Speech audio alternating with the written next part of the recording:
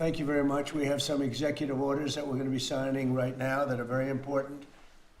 They're really redos from some horrible mistakes made by Biden and his group, and we're changing them back so that we can lead a normal life, a good life, and they're actually very important. And from the standpoint of lifestyle, they're very important. So I'd ask Will to maybe explain them, and we'll ask some of our congressmen and senators to say a few words, please. Yes, Mr. President. As you said, we have 4 bills for your attention today. These are bills that have been passed by Congress. In the closing days of the Biden administration, they pushed through a large number of rules and regulations that really hurt ordinary Americans, including in their own homes. So the first of these is HJR 20. This is a bill that repeals Biden-era regulations relating to consumer water heaters, consumer gas-fired water heaters.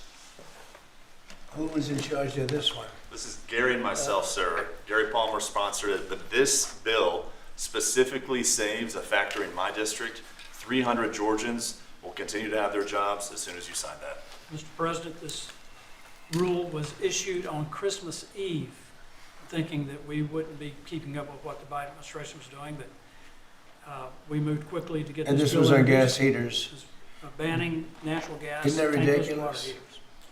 And how were you supposed to get your heat then? Through electric? That's through electric. Yeah.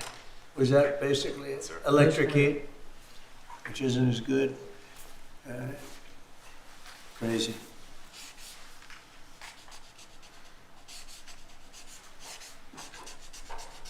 You Gary, hold that up. Brian, hold that up. You guys were great. Thank you, Mr. President. No sense, just no sense. But in addition to that, you have a lot of workers that lose their job, right? Yes, sir. Right. 300 workers Crazy. saved because of you. Good, thank you. Thank It's you. an honor. There's the Golden Dome, by the way, if you're interested. There's the Golden Dome. It'll save all your lives someday, maybe. Okay, good. Thanks, Brian. You hold it up. Yes, sir. Next, Mr. President, we have House Joint Resolution 24.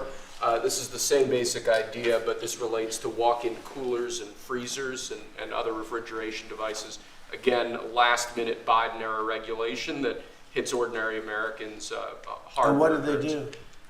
They put in. They increase the speak to energy Senator. efficiency requirements for walk-ins, coolers, and freezers, and therefore putting an undue burden on businesses across the country.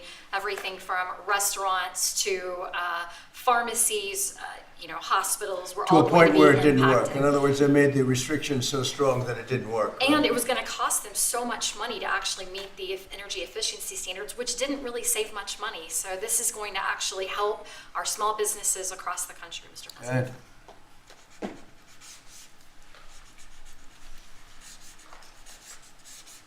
Many manufacturers would have had to stop lines, shut down entire lines of businesses. And I just want to say, rescinding these, this was done days before you took office. They pushed through these regulations.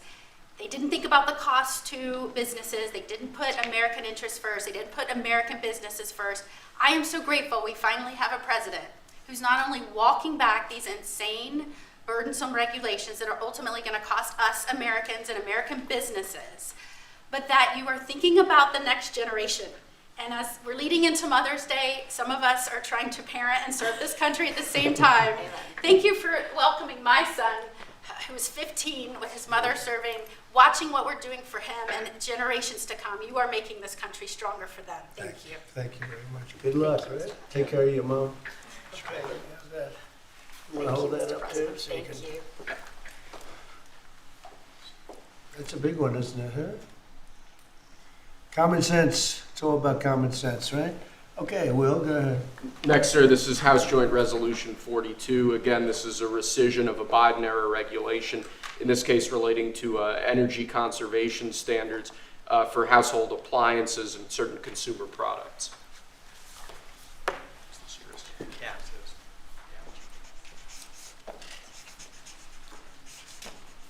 That's a good one. I know who's over there. I know who did this. Explain that, please. Sure. Look, this is helping fight inflation because the cost of the burden on appliance manufacturers is going to drive up the cost of them producing household products, which means that when you go buy a washer, dryer, any appliance, it was going to drive up the cost for consumers. It reduces consumer choice. But in the bottom line, we've been trying to fight inflation. This fights inflation. This takes the cost out of producing these products that Americans need every day. And when you add all this up, it's one regulation here, one regulation there. They always say it's de minimis, but when you add it all up, it costs a lot to American consumers, and this is fighting back. And it's not as good. And it's not as good. Not nearly as good, not nearly as efficient, and more costly. Other than that, it's wonderful. Thank you. Great Mr. job. President. Thank you very much. Great. Fantastic. Okay. And lastly, sir, we have House Joint Resolution 75. Again, this is a rescission of a Biden-era regulation, in this case relating to energy standards for commercial refrigerators, freezers, and refrigerator freezers. Do you have the sink one in here? The sinks and shower heads? We have an executive order on that coming for you later, sir. Yes, That's sir. coming when? Later this afternoon. Okay, good. You gonna be around later this afternoon? Good.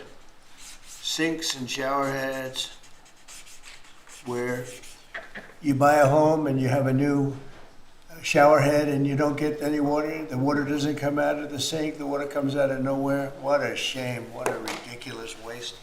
Okay, let me do this. Come here, who's responsible for this, Will? This is mine, Mr. President. Oh, good man here. Yes, sir. Okay, Thank you you. want to discuss that? Yes, sir. This was a government regulation that we have now repealed, thank you very much, Mr. President, that now saves the American taxpayer. I was getting ready to say the Texas taxpayer, them too, but the American taxpayer, because who would have ultimately paid the price on a government mandate and a government regulation? The people of America. So you just saved the American taxpayer money, so thank you very much. That's fantastic. Thank you, it's a great job. Okay, any questions? Mr. President, Mr. President, President. Airline said today that the 10% baseline tariff on all countries is here to stay, Yeah. even after the deals are done. Does that mean that countries offering zero tariffs won't get reciprocity? You are going to always have a baseline. I mean, there could be an exception at some point, we'll see. You know, somebody does something exceptional for us, that's always possible. But basically, you have a baseline of a minimum of 10%. And some of them will be much higher, 40%, 50%, 60%, as they've been doing to us over the years. We had a wonderful deal yesterday. We have 4 or 5 other deals coming immediately. We have many deals coming down the line, and ultimately we're just signing the rest of them in.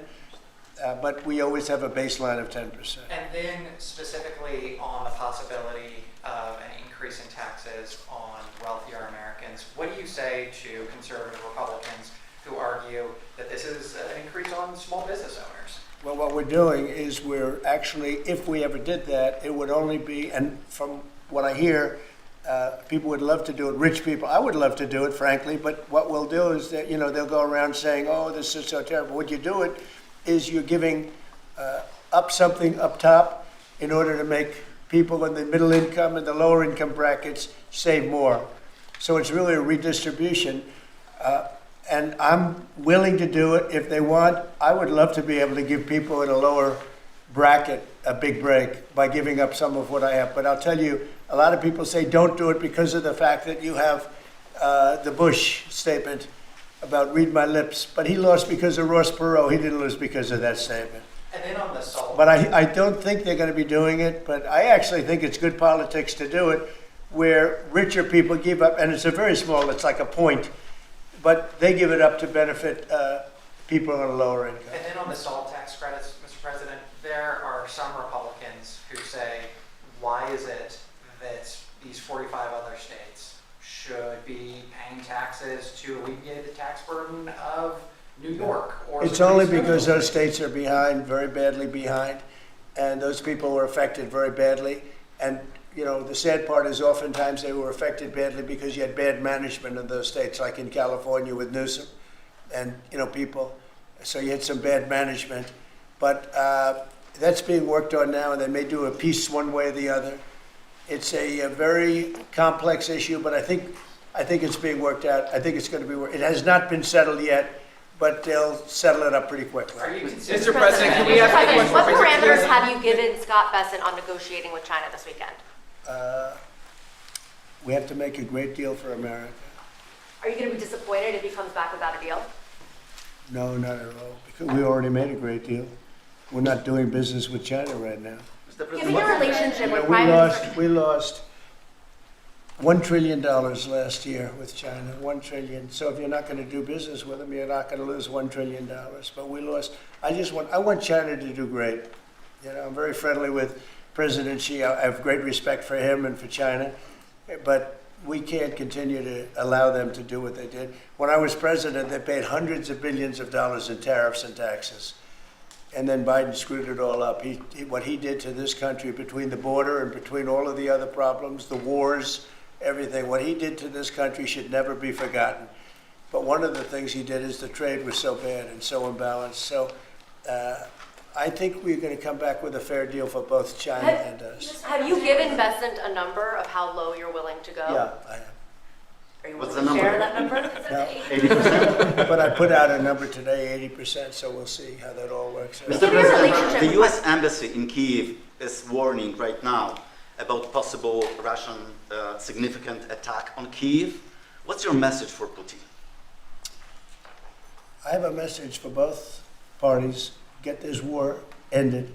We're losing 5,000 soldiers a week, Russian and Ukrainian soldiers, and other people also, by the way. And I say, get this stupid war finished. That's my message for both of them. Thank you very much. We'll see you later. Thank you, Press. We're heading out. Thanks, guys. Thank you. Right out through there. Thank He you. just came in to say hello. You guys, what did you discuss? Almost nothing. He came in to say hello. It was very nice, and I think he came in to thank me, frankly. I mean, I would say the primary reason, but he was very nice. He's a nice man, but I think he actually came in to thank me. Is he complying with ICE like you'd like to see?